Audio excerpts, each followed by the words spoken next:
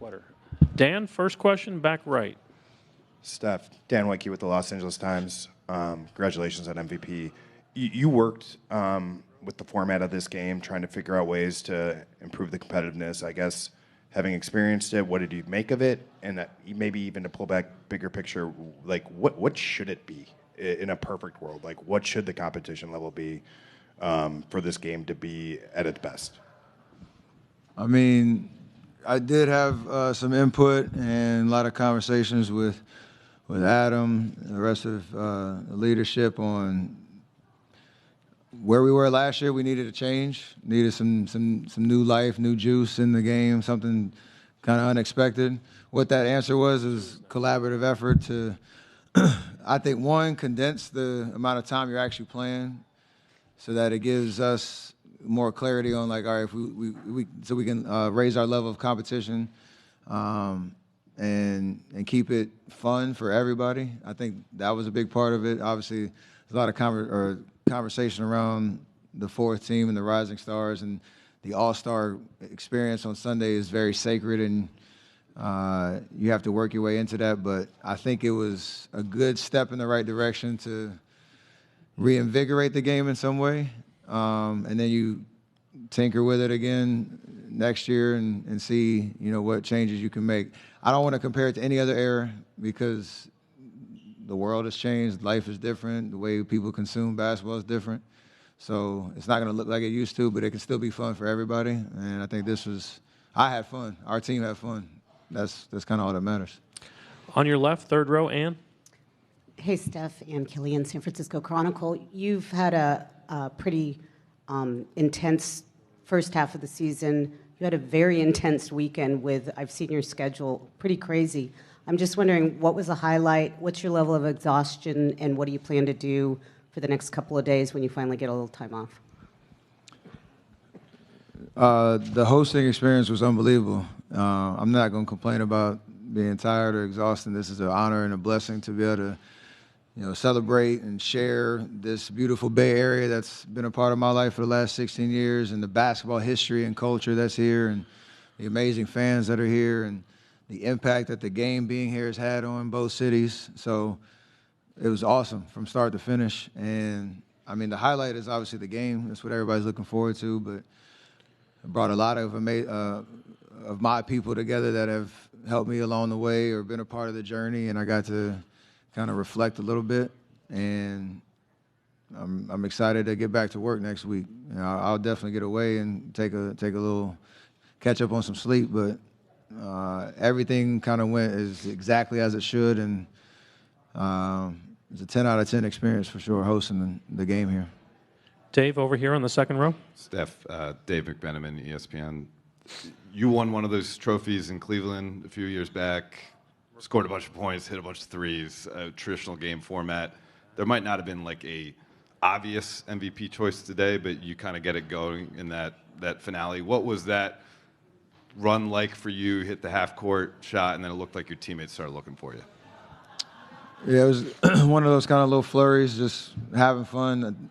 The half-court shot, I was trying to find an opportunity. I was going to take one at some point.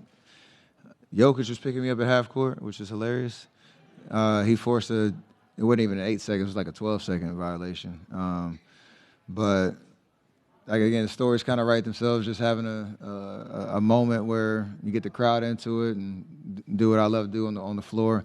The format doesn't allow for like a strong storyline to build, which is all right because there was also other things going on during the game that were important as well, like paying homage and giving honor to Kenny, Shaq, Chuck, and Ernie for, them representing the game of basketball in their way for, 3 decades. And, it felt like the game kind of got in the way a little bit, which was different. But we could, keep the fun going, keep the intensity going.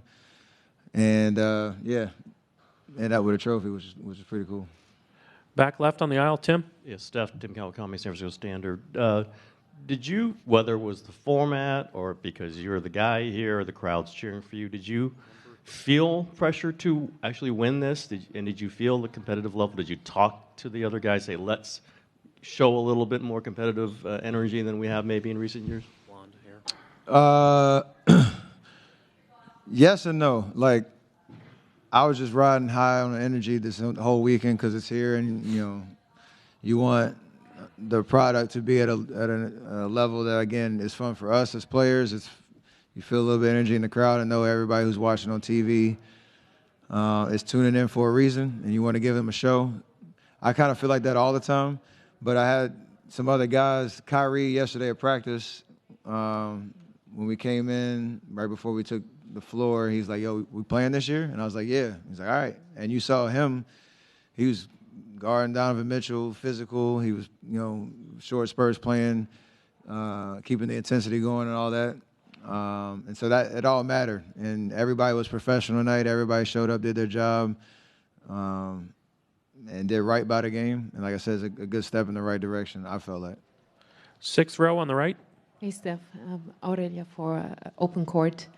I'm kind of curious to know, because you said you also kind of were looking for the half-court shot. Now we had with you and Dame one of the greatest shooters in one team. So I was wondering, do you kind of also think about, I want to take a shot, and also that Dame gets his maybe 3 shots, and do you kind of think about that you both of, or is it just you go for it? You just go for it. The cool part, like some of these stories kind of write themselves. Dame is from Oakland. He's represented,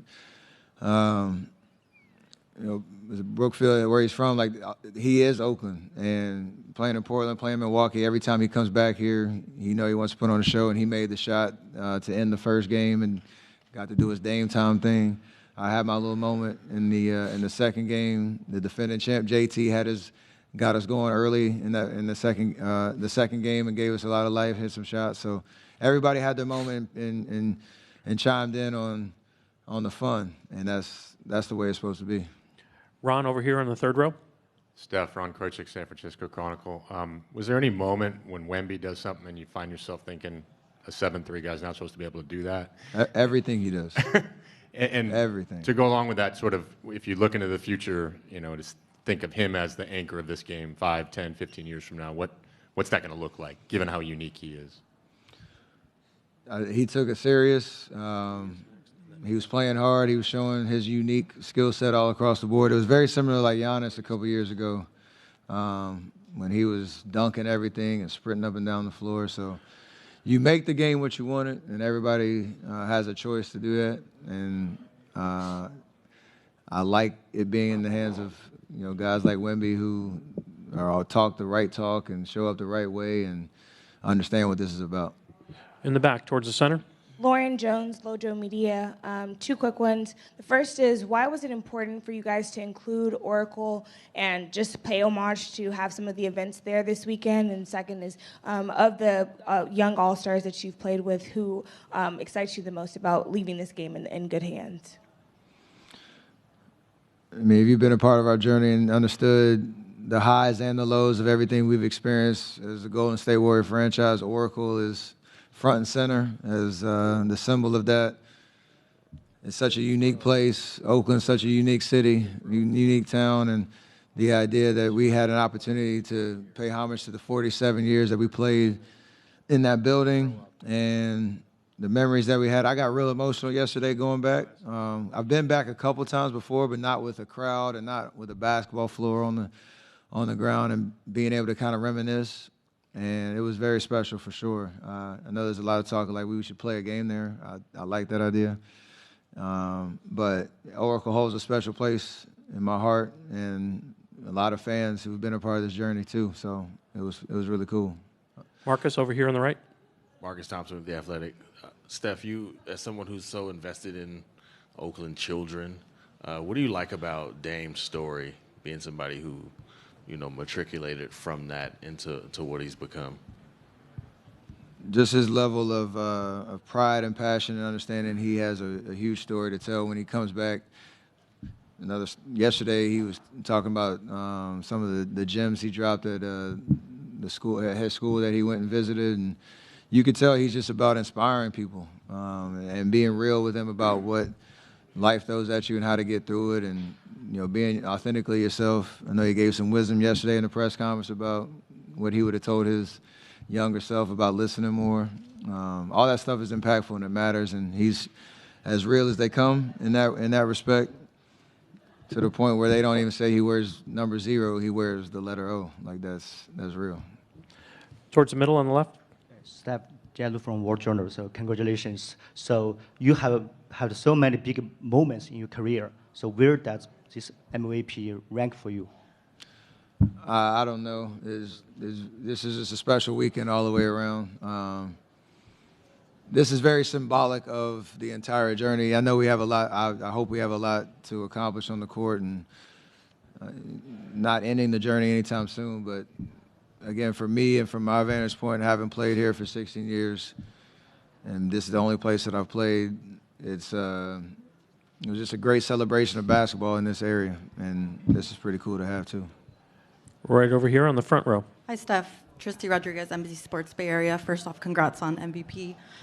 So this is my first All-Star experience, and I got the easy job because I went around talking to players and asked them to speak about you and your impact on the game. What does it mean to just knowing your basketball journey from where you started, 16 seasons in the league now? What is it like to have that league-wide respect from your peers? That's the most important thing. Fans, your media's opinion is important. The fans' opinion is important, but your counterparts and your colleagues who understand the sacrifice it takes to do what we do at a high level, the longevity of it, the way you handle yourself, the impact that you had. I appreciate anytime somebody tells me what them watching me play basketball has done for them in some sort of way. So I don't ever take any of that for granted, and it does mean you're getting old when they start to flip it on. I remember watching you when you were doing such and such, and I was in middle school, and I love hearing those type of stories. All the way in the back on the left, right. Steph Curry, Alvarez, ABC7. I'm curious now that this is over, now you get ready for the second half, just your energy level based on the trade and where your team's at about making this push and making a run in the playoffs. I'm excited. I got Draymond on the telecast, guaranteeing we're winning the championship. I love expectations and having something to play for, so he's lighting the fire for sure. But all jokes aside, I think we finished the last 4 games 3-1, and we have a lot to figure out still.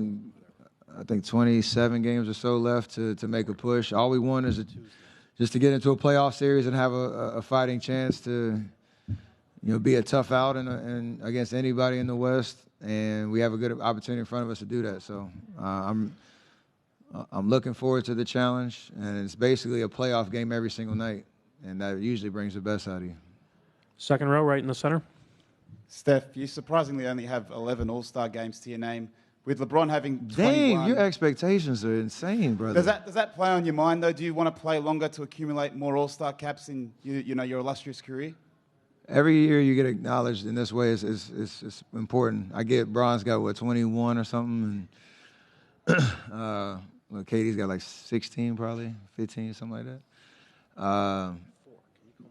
It's wild to think about where I came from, that is something that you're like, I'm surprised, no, it's great. I'm surprised you only more. have, I haven't heard only 11 in my entire life, so I appreciate that. I'm sorry.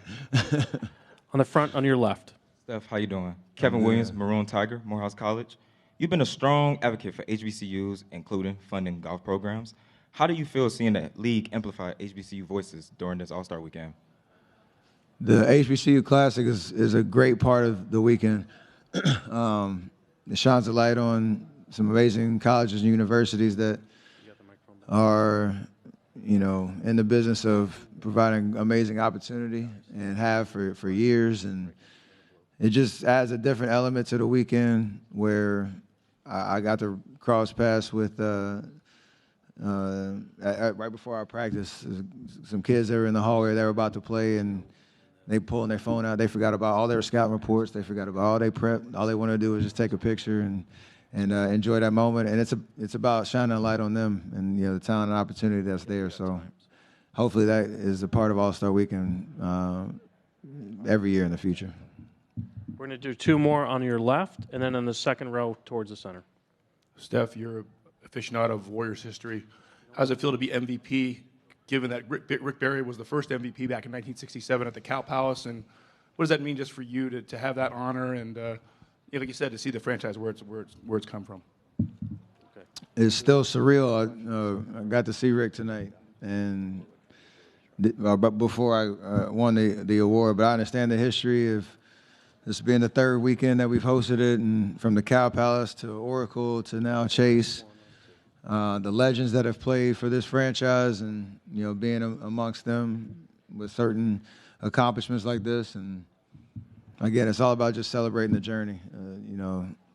We're not here without that generation and every generation since that has paved the way for us to play this game and have fun at the highest level, and I'm very appreciative of it.